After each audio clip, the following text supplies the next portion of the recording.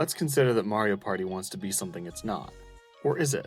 An important rule in marketing is that you want to be able to accurately and completely describe what it is you're selling in one sentence. Naturally, this applies to video games as well. For the all-time classics, I bet you can identify them based on one sentence alone. It's simple to sum up Mario Party in one sentence. It's a virtual board game. But although that's a great tagline, it doesn't tell the deeper story.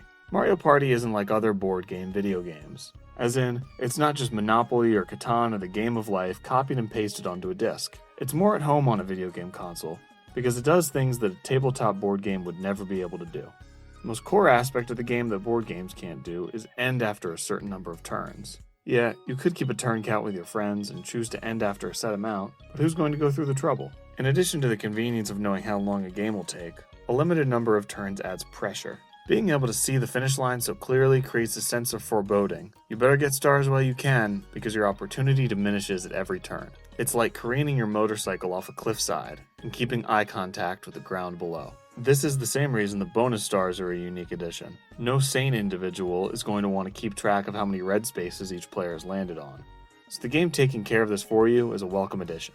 The next thing that Mario Party does that a board game can't is the minigames, one after each player has had a turn. This is a pretty obvious revelation, so I'm not going to spend too much time on it. But let's just say it adds a healthy dose of variety to the game, while also segmenting the turns in a way that doesn't feel intrusive. Another pitbull Mario Party has in its corner is the character personalities. Often in a board game, the color of the pieces is the extent of your knowledge about who you're playing as. But here, you've got access to animations, voices, and designs that make you stand out from the others. If you like who you're playing as, that'll give you more motivation to win. This makes your small victories feel like championships, and your losses feel like you've been castrated in front of the entire world. If you keep the stakes high in this manner, the more fun and exciting the game will be. The sad thing is, in the latest iteration, Mario Party Superstars, the character roster is coming to the party with only a 6-pack of Coors Light. Better than nothing, but underwhelming. The last game had Bowser and Diddy Kong playable, but now they've been kicked to the curb. No Boo, no Dry Bones, no Paulina, and not even Toad has made it to be playable in this round. Come to think of it, there's a few elements of Mario Party that it does well, but nothing that a normal board game can achieve. The game keeping track of the coins you earn and spend is nice, but there's nothing that can compare to raking in some paper money like the owner of a mob strip club.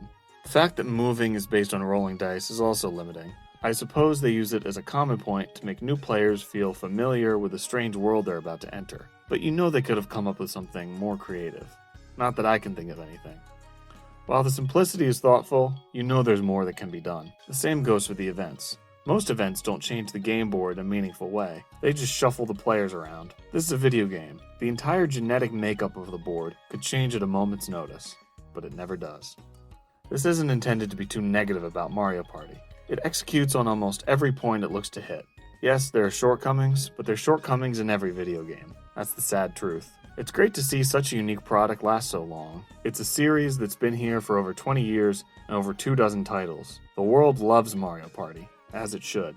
The Royal Game of Ur is the oldest surviving board game, at about 4,600 years. Chess is about 1,500 years old. Mario Party has a long way to go in terms of legacy, but it's had a good start. A virtual board game, in all senses of the phrase.